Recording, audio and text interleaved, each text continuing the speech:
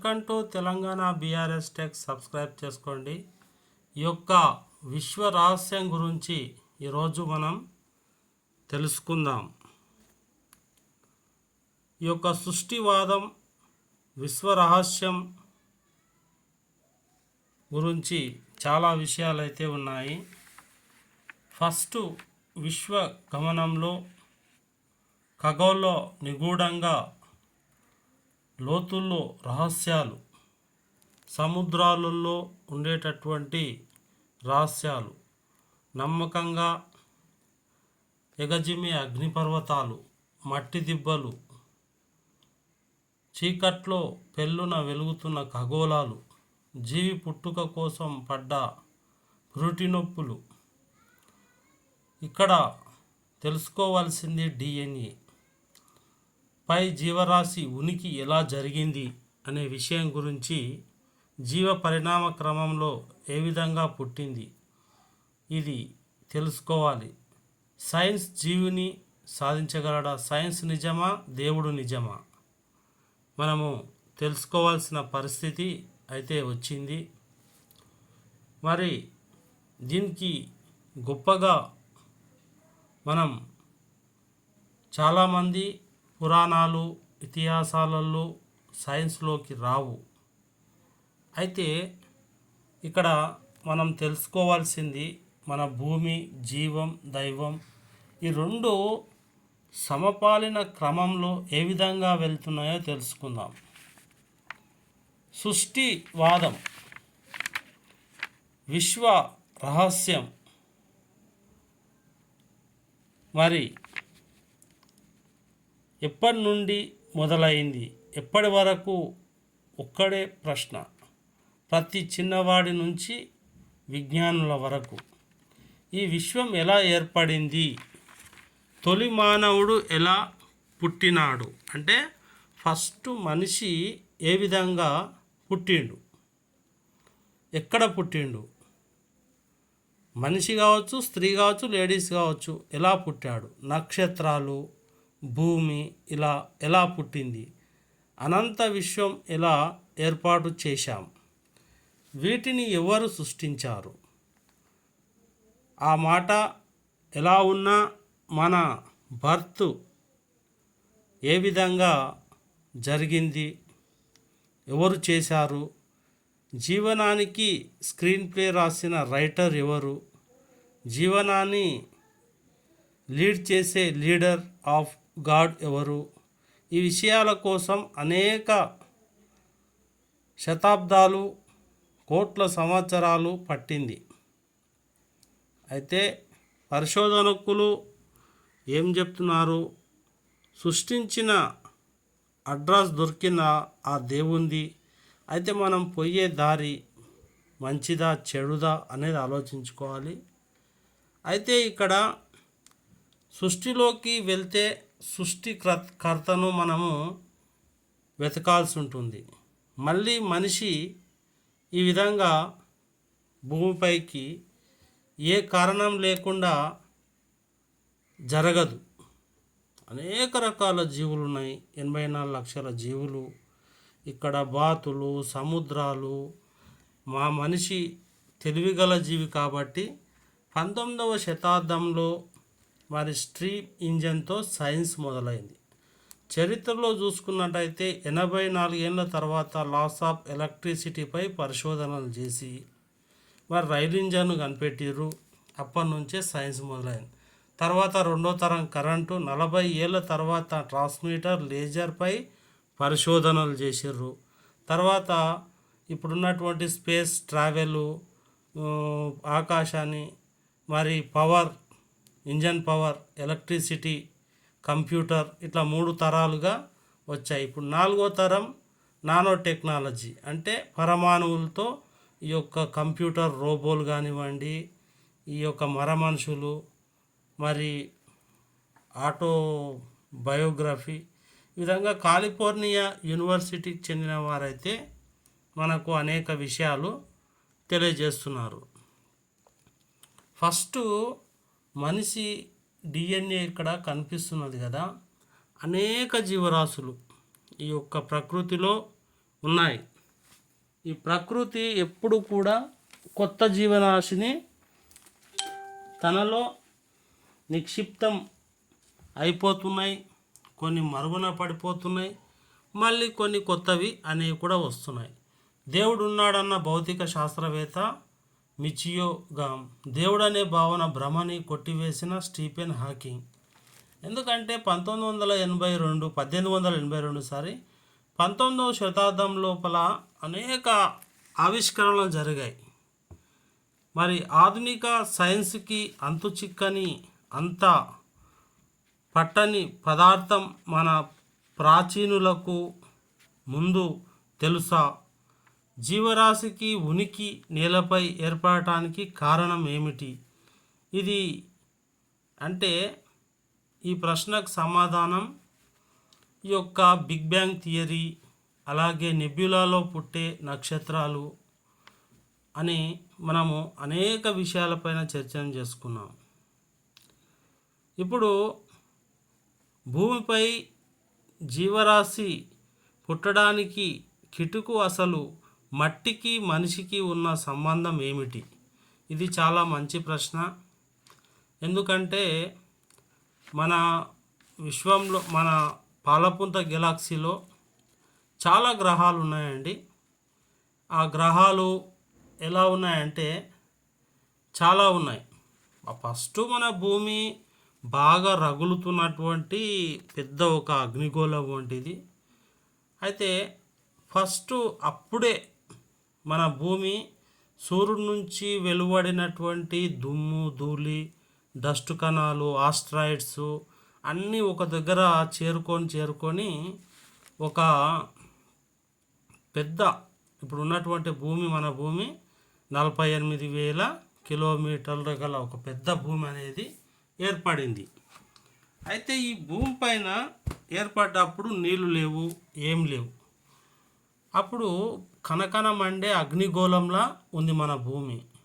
ఇక్కడ అగ్నిపర్వతాలు అయితే పేలి ఆ సముద్రంలో ఉన్నటువంటి కార్బన్, తర్వాత ఆక్సిజన్ మాలిక్యూల్స్తో కొన్ని రకాల జీవులైతే, ఏకకణ జీవులు, ఆల్గే అలాంటివి ఏర్పడ్డట్టు ఒక థియరీ ఉంది. ఇవన్నీ సైన్స్లో వచ్చేటటువంటి భాగాలు. శ్రద్ధగా వినండి. ఫస్ట్ టైం చూస్తున్నట్టయితే సబ్స్క్రైబ్ కూడా చేసుకోండి. ఒక సిద్ధాంతం అయితే మనిషికి కాలిఫోర్నియా యూనివర్సిటీ ఏమంటుందంటే, ఇప్పుడు ఎన్నో కోట్ల 410 కోట్ల ఏళ్ళ ఆవిర్భవించిన జీవం, అప్పుడు ఆవిర్భవించింది జీవం. మరి ఇంత పురాతనమైన జీవము ఏర్పడి నాటికి మన భూమిపై మనిషి అనేకమైనటువంటి రూపాంతరాలు జరిగాయి. ఆఫ్రికాలో పుట్టాడంటారు, అక్కడ పుట్టాడంటారు. అసలు భూమిపైన మనిషి ఏర్పడే ఆ రసాయన చర్యను ఎవల్యూషన్ అంటారు. ఈ ఎవల్యూషను ఒక్క సంవత్సరమో 2 సంవత్సరాలు కాదండి, కొన్ని కోట్ల సంవత్సరాలు.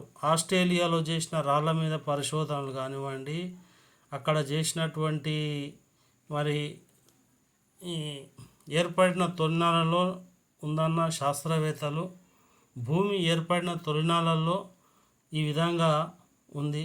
కొన్ని ఆస్ట్రాయిడ్స్ పైనుంచి తోకచుక్కలు అవి రాలడం వల్ల నీరు ఏర్పడింది.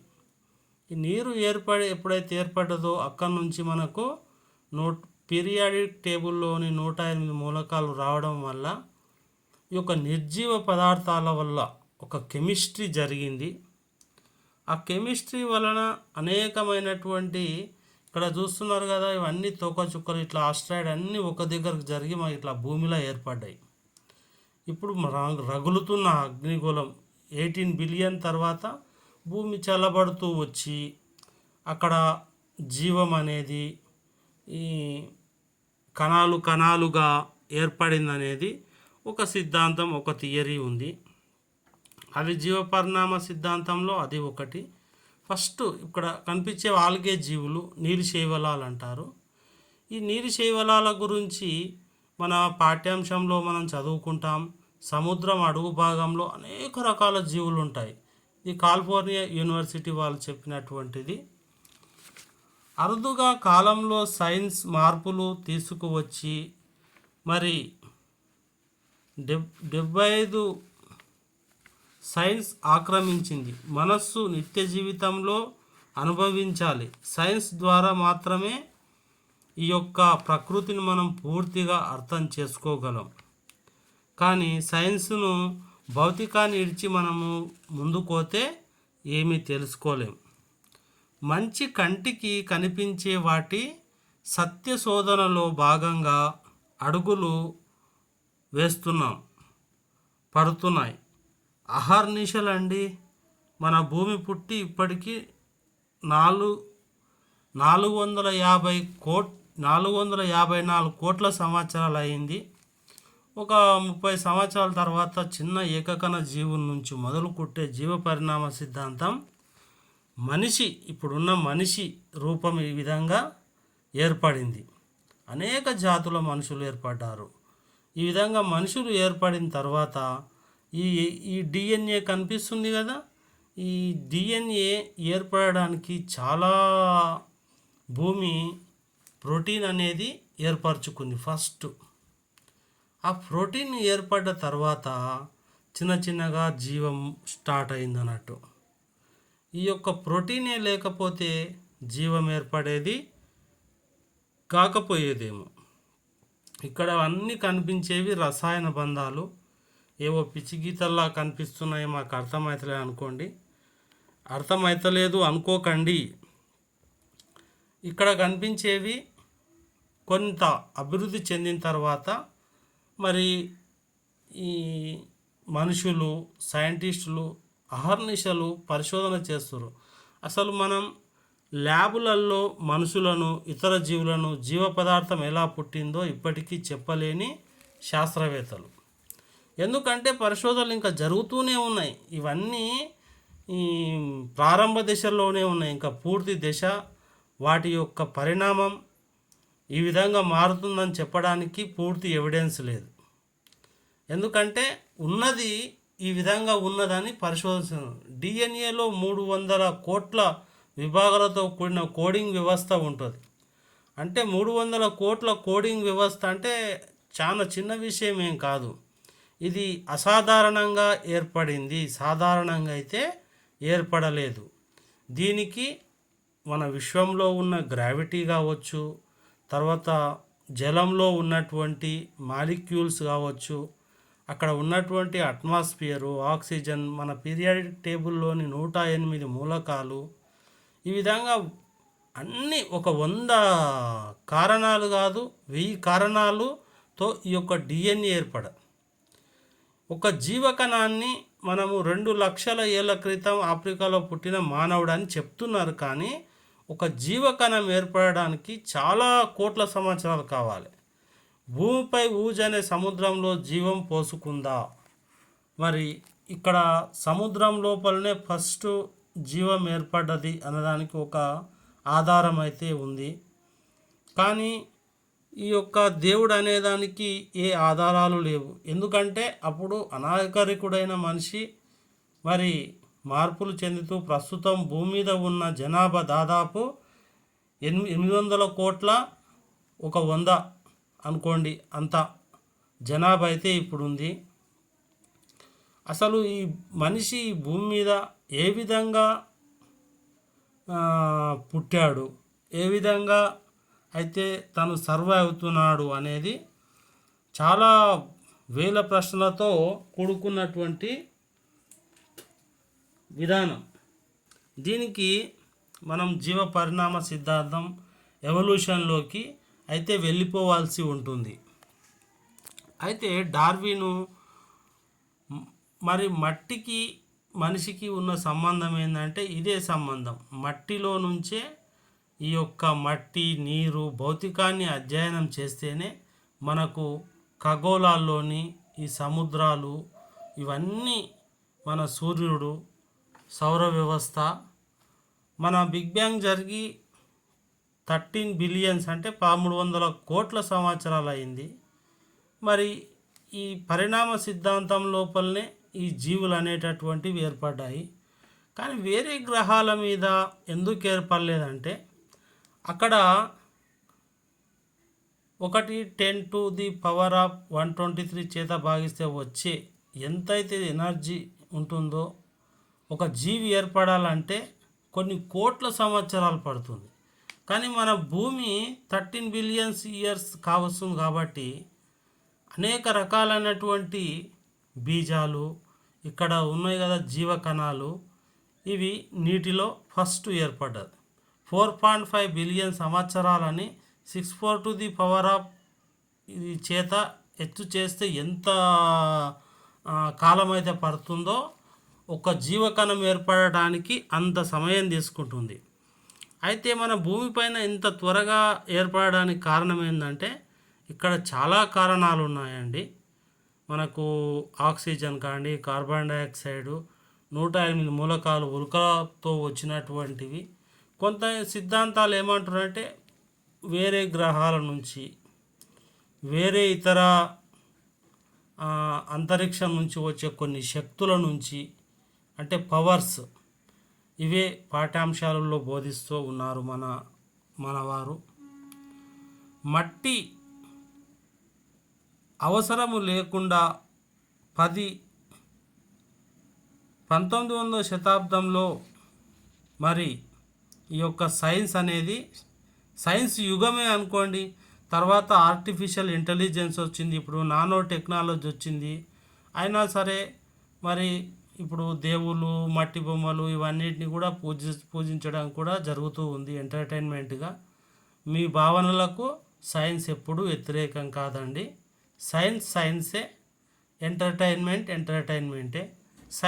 సైన్స్గా చూసినప్పుడే మీకు యొక్క విశ్వం గురించి చక్కగా అర్థమవుతుంది.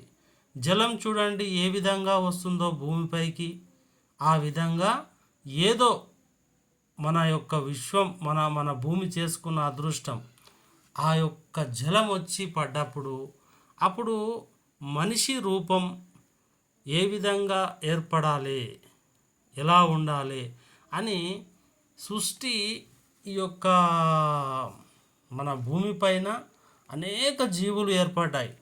అయితే వీటన్నిటికీ ఒక బుద్ధిజీవి ఏర్పడాలి అని చెప్పి హేతువాదులు కావచ్చు, మన భగవద్గీత కావచ్చు, పురాణాలలో ఎన్నో కథలు, ఇతిహాసాలు రాశారు. అవి కూడా మనకు మంచే చేశాయి. వాటిని తప్పు అనడం మనం తప్పులో పడ్డట్టే.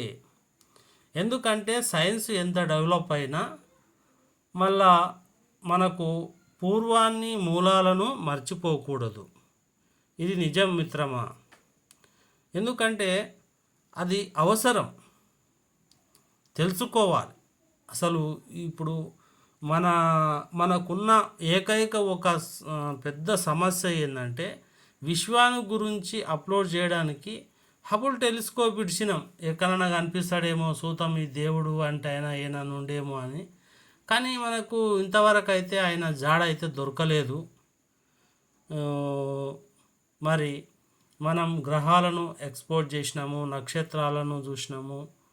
ఇంకా 13 బిలియన్ తర్వాత విశ్వం ఎక్స్పాండ్ అయితేనే ఉంది.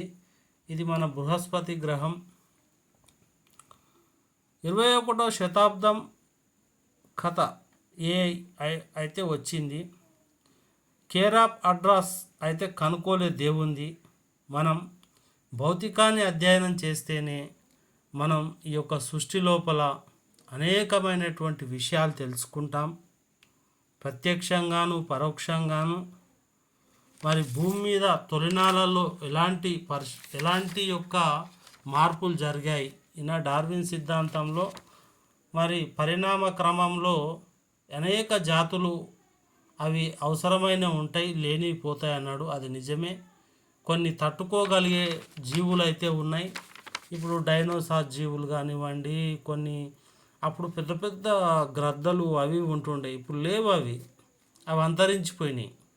కొత్త జాతులు మళ్ళీ వచ్చాయి. ఈ విధంగా ప్రకృతిలో తనకు తాను మార్పు చేసుకుంటూనే ఉంటుంది.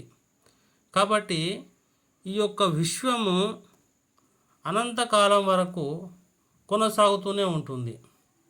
అయితే ఇక్కడ దేవుడు అనే సిద్ధాంతాన్ని కొంతమంది తెస్తారు. వాళ్ళ నమ్మకాలు వాళ్ళవి. సైన్సే. ఏది ఈ సృష్టిలో అకారణంగా జరగదు. ఏది జరిగినా కూడా ఇప్పుడు ఒక మాట చెప్తా, మన జ్యోతిష పండితులు గ్రహాలను చూసి ఏం చెప్తారు, మన యొక్క కర్మఫల దోషాలు ఉంటాయి అవన్నీ చెప్తారు. అవన్నీ కొంతమందికి ఆపాదించవచ్చు, కొంతమంది ఆపాదించుకోలేకపోవచ్చు. ఎందుకంటే గ్రావిటీ అనేది ఒకటి ఉంది కదా, ఆ గ్రావిటీ ప్రభావం వల్ల కొన్ని మార్పులు అయితే మనిషి మీద పడతాయి, దాని వలన కొన్ని మార్పులు అయితే జరుగుతాయి. ఇది నిజం మిత్రమా. ఈ యొక్క విశ్వ సృష్టి, కొందరు దేవుణ్ణి నమ్మేవాళ్ళు నమ్మండి, నమ్మొద్దనే అధికారం ఎవరికి లేదు. నాస్తికులు ఉంటారు, ఆస్తికులు ఉంటారు, మానవవాదులు ఉంటారు, హేతువాదులు ఉంటారు. ఎవరి వాదనలు ఎలా ఉన్నా కూడా అసలు మనం నిజంగా ఇంకా పరిశోధనలు జరుగుతున్నాయి. అసలు మనము ఒక అన్ని ఇప్పుడు లిపిడ్స్ కానీ 108 మూలకాలు కానీ ప్రకృతిలో మనం ఒక జీవిని ల్యాబ్లో సృష్టించగలిగితే వీటన్నిటికీ సమాధానం దొరికే అవకాశం ఉందని మరి అనేక మంది శాస్త్రవేత్తలు అహర్నిశలు పగలు రాత్రి రేయి అనకుండా విజ్ఞానం పరిణామ జ్ఞానం మాత్రమే చెబుతున్న భౌతిక జ్ఞానం, ఈ భౌతిక జ్ఞానంతోనే మనం అనేకమైనటువంటివి తెలుసుకోవచ్చు. ఈ భూమిపైన మృత్యు పైన కూడా విజయం జీవి మానసిక ఆధ్యాత్మిక కూడా ఉండాలి, వాటిని కూడా గౌరవించాలి. ఎందుకంటే ఇప్పుడు ఏ సిద్ధాంతము నిలబడదు సైన్స్లో. ఒకరి తర్వాత ఒకరు మళ్ళీ సత్యాన్వేషణ లోపల వస్తూనే ఉంటారు. భారతీయ తత్వశాస్త్రానికి క్వాంటం సిద్ధాంతానికి పోలిక ఉందని కూడా కొంతమంది సైంటిస్టులు, శాస్త్ర పరిజ్ఞానం తెలిసిన వారు అంటారు. అప్పుడు మన భారతీయ శాస్త్రవేత్తలు అనొద్దు కానీ ఋషులు, వాళ్ళు కూడా ఎంతో కష్టపడి ఎన్నో రాశారు, ఎంతో జ్ఞానాన్ని అందించారు. మరి ఐక్యత అనేది సంఘం ఎలా ఉండాలి, మనుషులకు జంతువులకు మధ్య తేడా ఎలా ఉండాలి అనేటటువంటి విషయాలు మనకు అందించినటువంటి శాస్త్రవేత్తలకు కూడా ధన్యవాదాలు కూడా తెలియజేసుకోవాలి. విశ్వ రహస్యంలో చాలా రహస్యాలు ఉన్నాయి. మన యొక్క పాలపుంత గెలాక్సీకే ఇన్నుంటే మనము అనేక గ్రహాలను శోధించాలంటే మనకు కాంతి వేగంతో నడిచే, ఇంకా కాంతి కన్నా ఎక్కువ వేగంతో నడిచే యంత్రాలు రూపొందించినప్పుడు మనము ఇంకా అభివృద్ధి చెందుతాం. ఇంకా ముందుకు వెళ్ళి అక్కడ ఏమి ఉంది, అక్కడ ఉన్నటువంటి జీవులు ఎలా ఉన్నాయి, బుద్ధిజీవులు అనేటటువంటి విషయాలు మనమైతే తెలుసుకుంటాం. ఫస్ట్ టైం మీరు నా ఛానల్ ఎవరైనా చూస్తున్నట్టయితే లైక్ చేయండి. మరి ఇలాంటి మంచి ఇంట్రెస్టింగ్ విషయాలు మీకోసం చేస్తాం. అయితే ఈ విశ్వం దేవుని వల్ల ఏర్పడిందా లేకుంటే దానంతలా అదే ఏర్పడిందా? ఇక్కడ 2 ప్రశ్నలు వస్తాయి. విశ్వం దేవుడే సృష్టించాడంటే దేవుని ఎవరు సృష్టించారు అంటారు. కాబట్టి ఈ విశ్వము దానంతలా అదే ఏర్పడింది. ఇది నిజం మిత్రమా. ఇది ఎవరు సృష్టిస్తే క్రియేటర్ని ఎత్తుకోవాల్సి వస్తుంది. కాబట్టి ఈ జీవము, ఈ యొక్క జీవ పరిణామాలు, ఈ యొక్క కొన్ని కోట్ల సంవత్సరాల తర్వాత మళ్ళా అంత శక్తిగా మారి ఏమైపోతుంది, ప్రళయం అయిపోతుంది, మళ్ళీ ప్రారంభమవుతుంది సృష్టి. అంతే, ఈ విధంగా అయితే ఉంటుంది. మరి ఈ యొక్క ఆది మానవుని నుంచి ఆధునిక మానవుని వరకు కొంత మీకు ఇన్ఫర్మేషన్, కథలు కావ్యాలు ప్రమాణాలు కాదంటున్న హేతువాదులు, వాటికి ఎలాంటి ఆధారాలు లేవు, అదంతా ఊహాజనితమే. భౌతికాన్ని అధ్యయనం చేయండి. మరి ల్యాబులలో మనం జీవాలను సృష్టిస్తే మనకు ఎన్ని మతాలు ఉన్నాయో అన్ని మతాలకు చెక్ పెట్టవచ్చు అనేది కూడా ఒక వాదన అయితే నడుస్తూ ఉంది.